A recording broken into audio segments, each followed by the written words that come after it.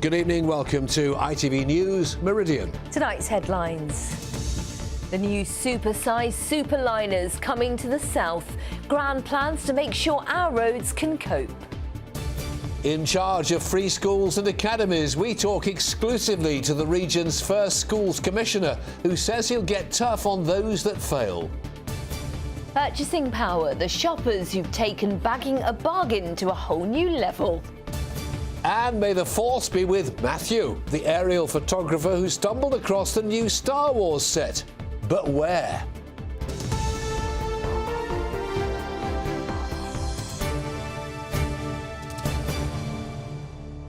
Good evening to you, welcome. It's Europe's busiest cruise port, welcoming more than 1.5 million passengers a year and up to 500 cruise ships. But when the liners come in, traffic around Southampton comes to a halt. Well, tonight ITV Meridian can reveal urgent measures will be taken to stop the standstill on departure days. Roads will be improved and terminals upgraded ahead of a new generation of superliners arriving in the city next year. Well, the biggest ship will be Anthem of the Seas, able to carry 6,000 passengers and crew, almost double the size of some existing ships. Britannia, built for P&O Cruises, will have up to 5,000 people on board, as will the Royal Princess and the Caribbean Princess. With more now, our transport correspondent, Mike Pearce. Across Europe, a new generation of massive cruise ships are under construction, and they'll soon be heading our way. This is the latest offering from Royal Caribbean. For Southampton, of course, it all means more ships, and that means more passengers. The big question is, how will the port cope? The roads are already congested, and then there's the issue of getting passengers through the terminals. Roads are being upgraded, and there's a new port entrance, but there's concern it won't be enough, and the city will struggle. That would be very good for Southampton City, but it has a road always it has so many traffic. You're just sat in traffic with a meter ticking over, and it runs to three times the normal price of what it should be. And with more ships and the bigger ships they're planning for next year, what's the implication? That it's only going to get worse. Well, that's even more problem unless they sort the roads out in Southampton. With ships half the size of the new ones, the terminals can be busy. We've learnt the port will soon announce a massive project to upgrade them to allow faster check-in with new security lanes. Full details will be announced within weeks, with an army of workers employed to carry out the changes. We're going to have to work with the local authorities to try and strengthen the infrastructure to handle these ships so that everything is smooth and easy and effortless for the guests. That's good for us, that's good for the community. It's something we just have to get done. Gives us a really good opportunity to grow the business here, to continue to drive the economic benefits for the city, and really just to give us an opportunity to modernise our facilities to cater for these fantastic new builds. P&O Cruises will bring its new Britannia to Southampton in March. It's the biggest ship for the UK ever built. Remember, every ship that turns around in Southampton, each time it does so, it brings about £2 million into the local economy. And bringing a ship the size of Britannia, that's going to be a massive additional injection of jobs, of well-being and of profitability in this city.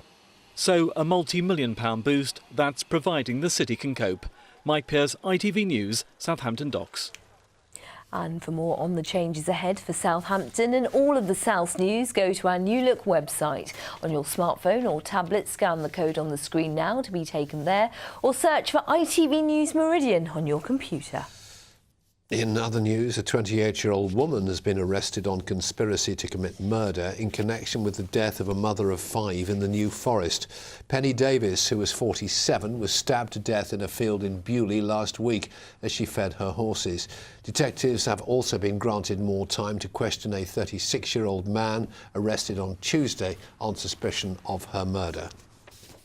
A pedestrian has been seriously hurt when he was hit by a bus in Totton near Southampton. It happened near the Rushington roundabout, and it's believed the man was using a pedestrian crossing at the time. It caused major traffic problems around the M271 for much of the day. Planners in the South Downs National Park have overwhelmingly rejected a bid by a shell company to explore for oil and gas. Celtic Energy put in a planning application for a site near Fernhurst. Opponents feared it would have led to hydraulic fracturing or fracking if the drilling had been successful. They cover less than 10% of the area of the country. They are our most exceptional landscapes, and so therefore they are something which should be kept and should be conserved. With fracking, it spreads and spreads like a sort of cancer. And if they get permission anywhere, then they'll start getting more and more, because they've got to have many wells, not just one or two wells. They'll need hundreds of wells across the wheel, spread across the south. I mean, the whole idea is insane.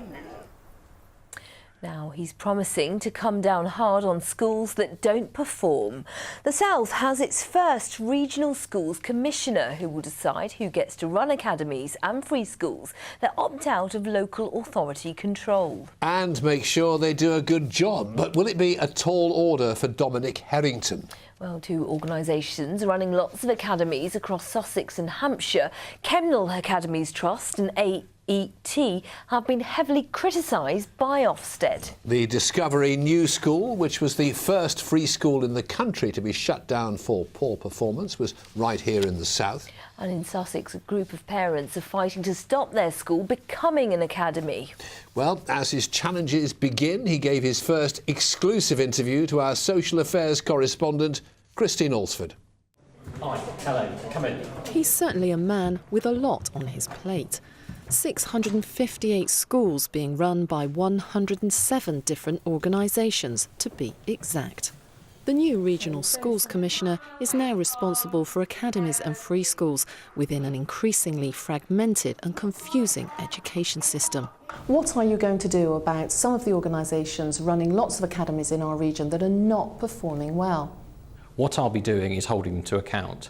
I want what parents want, which is a good standard of education in any academy. Would you consider removing a sponsor? If it needs to have a change of arrangements of some sort, then I will definitely consider that. I'm giving some pretty tough messages. Why are you so hell-bent on every school being an academy? It can give a school a fresh impetus, it can give a school a fresh start. And so I want as many schools as possible to take advantage of the benefits. But I wouldn't unduly coerce any school, any good school or any outstanding school to become an academy if it didn't want to be. So what's his view on this one, Hove Park, where the community's fighting a fierce campaign to stop it converting? Well, I think the decision on academy status needs to be a professional decision taken by the head and the governors. But the key point is that that is done in consultation with the community. So you shouldn't go against a community's wishes? No, whatever the case, I would never presume in that situation to lecture or to meddle with an individual decision of a head teacher and a governing body. Also on his watch, free schools, subject of much controversy. What are you doing to make sure that no free school in our region fails, like the Discovery New School? One of my roles will be to hold free schools to account, and so I'll be checking that free schools that are underperforming have the necessary challenge and support. Critics may question the appointment of a man formerly in charge of delivering the government's academy programme. But he says he's committed to ensuring a quality education for each and every child. Christine Osford, ITV News. More news. Rubbish and recycling collectors in Brighton and Hove have voted to take industrial strike action in a row over pay and allowances. Members of the GMB union say there will be disruptions to collections tomorrow and they'll strike next Monday. A council spokesman said the allowances system is fair. The company, which runs a seafront fish and chip shop in Brighton, has been fined £1,070 after it was found to be infested with mice. The Seagull restaurant on Madeira Drive pleaded guilty to 7 food hygiene offences last week. Inspectors found mouse droppings on shelves, as well as holes in the ceiling and open sacks of corn and flour. You're watching ITV News here in the Meridian region. Thanks for choosing us. Coming up, the table tennis twins hoping they can make it a double gold at the Special Olympics in Belgium. More on all of our stories. Head to itv.com/news/Meridian. You can get in touch by phone or Facebook, or if you prefer, why not send us a tweet at ITV Meridian.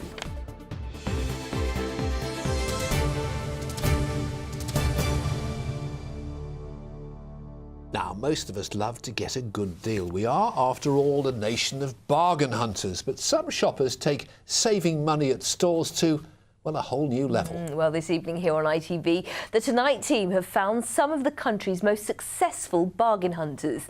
David Wood has been to find out more. Shoppers are now ruling the high street as they choose where to spend and just how much. With summer and Christmas sales becoming a thing of the past, retailers are always looking to entice shoppers in with a bargain all year round. Emma Mumford is one of the nation's best bargain hunters. So today I've done my supermarket shop, and if I'd paid full retail price it would have been £51.69 and I only paid 14p with coupons. Now that's amazing. The 21-year-old is a self-confessed coupon queen. In the past year, the successes I've had is doing Christmas under £100, and that worked out about £600, £700 worth of food, gifts, tree, decorations. Then I've had other shops like £150 worth of food they paid me 6p out of the till. And she's not alone. 4 out of 5 of shoppers regularly use coupons, while 72% of them plan purchases on what offers are available that day. There is no doubt that it is the consumer that's in control, and that's because they have much greater visibility over prices, as well as the other sort of parts of the value equation, the things that we take into account when we buy something. And there isn't a lot of spare money out there that retailers can just go and grab, so they've got to fight for your custom. Although shoppers are now less embarrassed about using vouchers at the till, many aren't haggling for a better price though. Motorcyclist Gary Odlam believes anyone can get money off. My top tips for haggling would be A, decide on what you want. B, go to the store where you may get the best deal, where there's friendly staff, you know. C, once you see the price they want, make a price in your own head of what you think the item is worth. Then you've got that playing field, and basically just stay firm. With competition on the high street increasing in the run-up to Christmas, just a little bit of creative thinking by shoppers seems to make savings at the till. David Wood, ITV News. And you can see more prolific bargain hunters at 7:30 this evening on ITV, of course, if you watch Bargain Britain.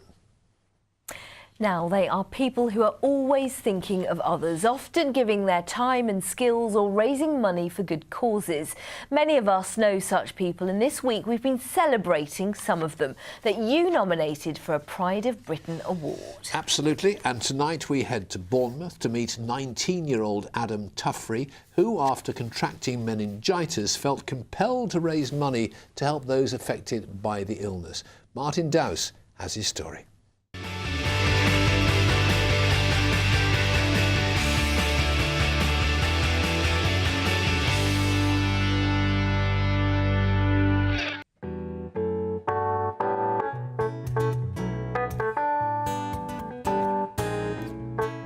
"13 years ago, meningitis nearly killed Adam Tuffrey. Step on out of darkness into light. But now he's on a mission to see the disease wiped out in his lifetime, a life he feels he's been granted as a gift. And his weapon of choice, music. Blinded by all things of this life I've lived. Yeah, I remember bits and pieces of the time that I was in hospital, and there's about a 90% chance that I wouldn't make it. Yeah, it's scary to think what could have happened, and it's scary to think as a family kind of what we went through at the time, and that's the motivation behind what we do to stop that from happening to other people. Adam began fundraising for the charity Meningitis Now when he was still at primary school. By his early teens, he was personally staging and performing in fundraising concerts. As he's grown, so has the scale and ambition of the events he's put on. Earlier this year, his Music for Meningitis show sold out the Bournemouth Pavilion Theatre. It was dedicated to Connie Moore, a friend of his sister who died from meningitis. The money is great, and the charity need that, but the awareness is what the charity is really striving for these last couple of years. But people that I know and that have been close to and worked closely with have died as a result of misdiagnosis, maybe is the best word for it. It's scary, it can happen within 12 to 24 hours. Connie, on the Friday, was sat in an exam hall with my sister, absolutely fine. By the Sunday morning, she was dead. So it is really scary how quickly it can happen and how common the symptoms are. It could be the symptoms of a common cold.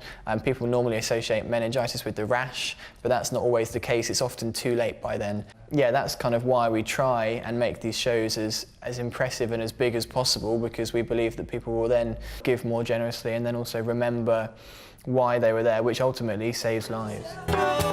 Adam's raised tens of thousands of pounds in the fight against meningitis.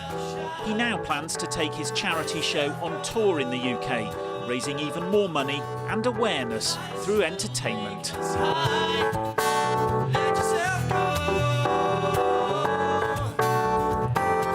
Martin Dowse, ITV News, Bournemouth. An inspiring young man there. Well, the winner of the South Pride of Britain fundraiser of the year will be announced on tomorrow's programme. And they've all been absolutely marvellous. They have, Wonderful definitely. people. Now, he's made his name travelling to far-flung corners of the world as an adventurer. But now Ben Fogle has returned to his roots here in the south, filming for a new series of Countrywise programmes. Ben's been looking at a very special conservation project which has its origins in the trenches of the First World War. Malcolm Shaw takes up the story. So why were these maps so important? He's rowed across the Atlantic, raced to the South Pole and trekked over the Sahara. But now Ben Fogle is back on home ground, filming for a new series of ITV's Countrywise. Today he's in deepest Dorset, where he went to school, looking at a conservation project here in the rich and varied habitat of the Purbeck Peninsula. I love working on Countrywise. It's kind of going full circle because I started my television career really working in the countryside, working on rural affairs, and I did it for many, many years. And for the last sort of 5 or 10 years, I've been travelling the world extensively. So it's really nice to get back to the British Isles, you know, a landscape that I think we often forget about. The programme looks at the story of Captain Cyril Diver, a young soldier who served in the First World War. He found relief from the horrors which surrounded him by studying the patterns on the shells of snails sharing the trenches. After the war, Diver continued his studies of the same type of snail here at Studland. Then he recruited a band of researchers to carry out an inch-by-inch survey of all the flora and fauna. Really, Diver was, in many ways, a remarkable man, one of the forefathers of nature conservation in this country. And I think we owe him a great debt. He's just not recognised for what he was. I'd like to say thank you to him. Now the National Trust is building a team of experts and volunteers to repeat Cyril Diver's pioneering work to find out how the different species here have fared over the last 80 years. Some, like the extraordinary poplar hawk moth, would have been familiar to Diver. Others, such as the dramatic wasp spider, were extremely rare in his day. So much has changed since the 1930s, and obviously through this work we'll be able to quantify the exact extent of that change. Every discovery made by Cyril Diver and his colleagues was painstakingly recorded on these beautiful maps, their work now seen as groundbreaking. He was someone that saw the importance of mapping nature rather than just the landscape way ahead of everyone else. In my eyes, you know, he's absolutely crucial to our understanding of the flora and fauna of the whole of Great Britain. Okay, in there, you think? The project to repeat Cyril Diver's work will take 3 years to complete. Ben Fogle's film about him will feature in the new series of Countrywise to be broadcast this autumn. Malcolm Shaw, ITV News, Studland. And it should be good, shouldn't it? And he's in his element there. Yes, lovely and we'll man. look forward to that.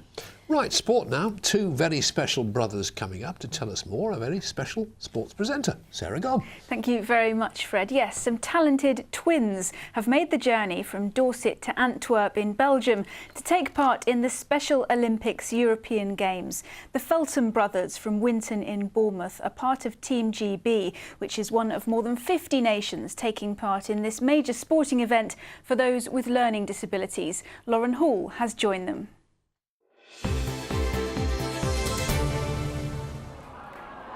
ITV Meridian Sports Report, sponsored by WeWantAnyCar.com, the Cash for Cars website.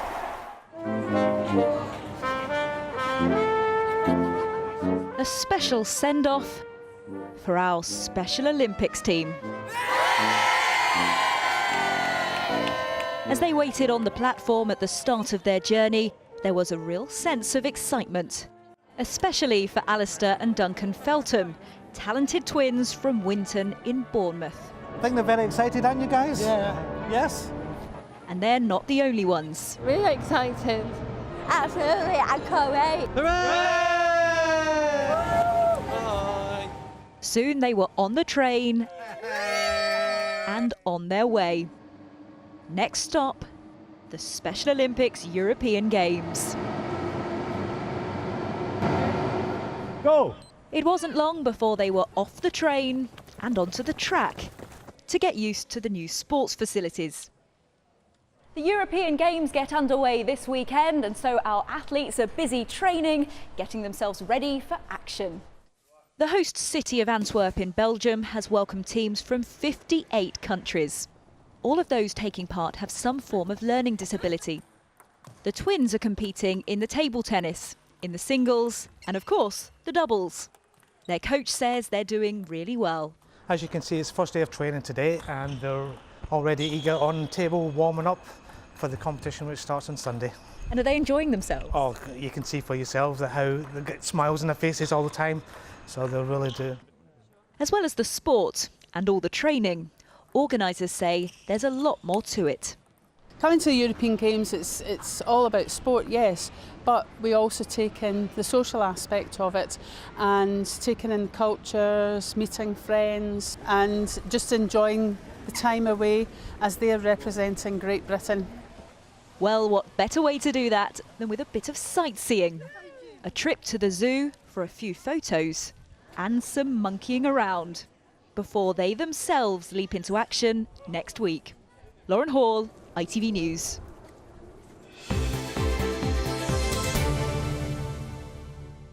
Some football headlines now, and Salisbury City's High Court appearance to determine the club's ownership has once again been adjourned, and Brighton have confirmed midfielder Andrew Crofts has signed a contract extension to keep him at the Albion until June 2016.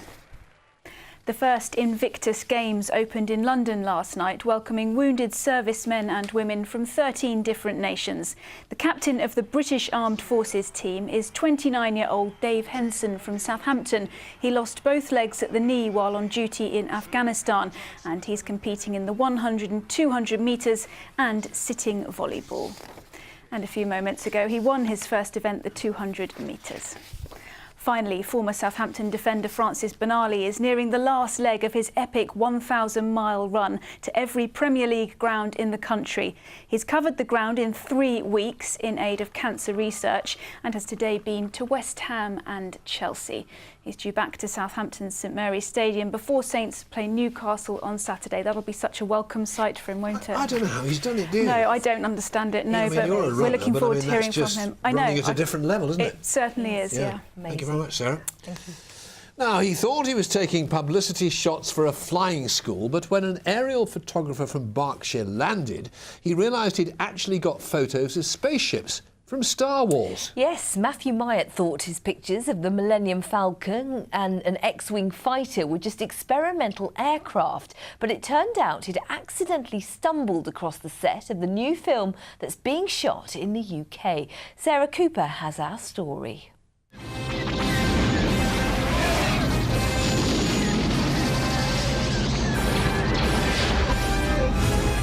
Star Wars fans are used to watching it fly through hyperspace in a galaxy far, far away. But these days, the Millennium Falcon is a bit closer to home. Photographed from the sky, parked up on Greenham Common in Berkshire.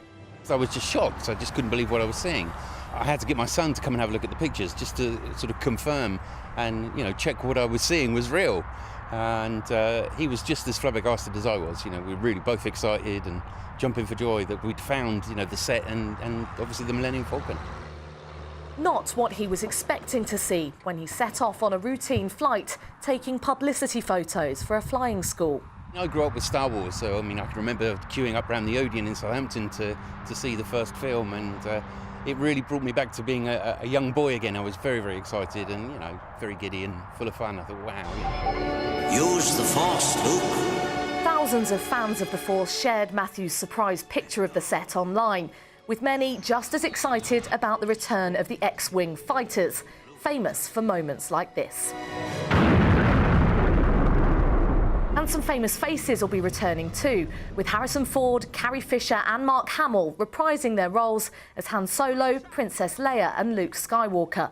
But fighting the dark side is a dangerous business. Harrison Ford had to have surgery on his leg this summer after reports that part of the Millennium Falcon fell on him during filming at Pinewood Studios in Buckinghamshire.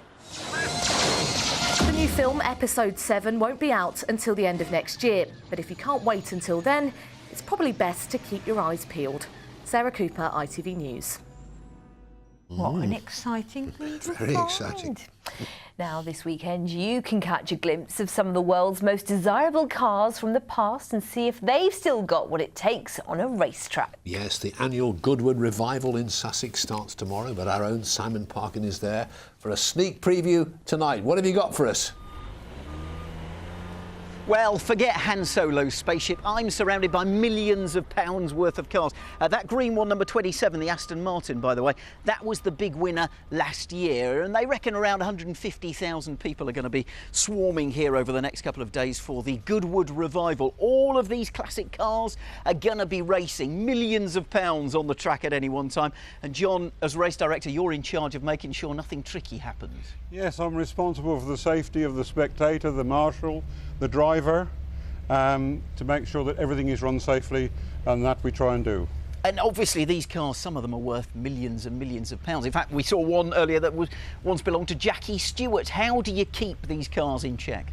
Very easily, really. We have marshals that report any misdemeanours. We have flag signals. We can tell the drivers they're misbehaving, and if they really misbehave, we'll give them a time penalty that takes them back further in the race. So it really is quite a serious business then, isn't it?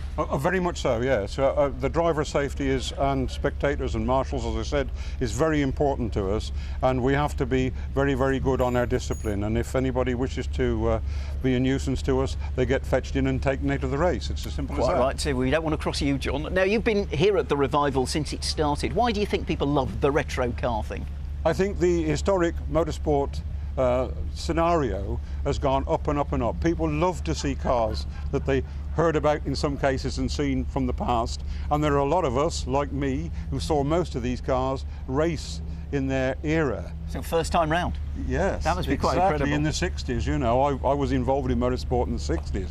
Thoroughly enjoyed it then, and a lot of people thoroughly enjoy it now. Well, you're obviously a lot older than you look, John, but let's see if the weather conditions are going to be good this weekend.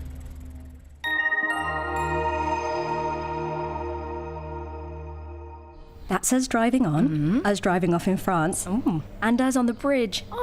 Driving to Europe. Eurotunnel Le Shuttle sponsors ITV Meridian weather. Well, call me a coward, but I'm thinking this might be more my level, although whether or not my legs could cope is a whole different other things. And don't worry about the fact it's got no roof, because the weather will stay dry and settled over the next few days. We've got high pressure in charge. It's not going anywhere, just nudging a little further northwards.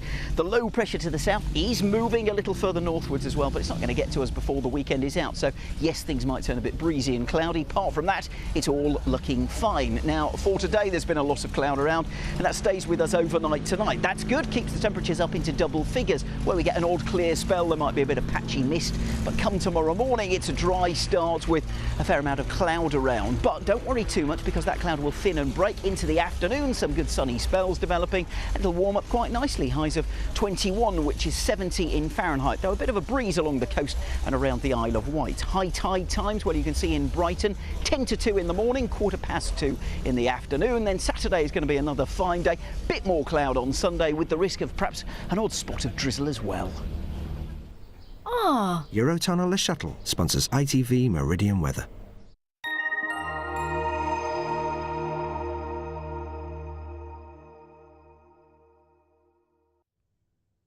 And in just a moment here on ITV, we have the national and international news with Mark Austin and Charlene White. But for now, from the team here at ITV Meridian, thank you very much indeed for watching. Take care of yourselves. Bye-bye. Bye-bye.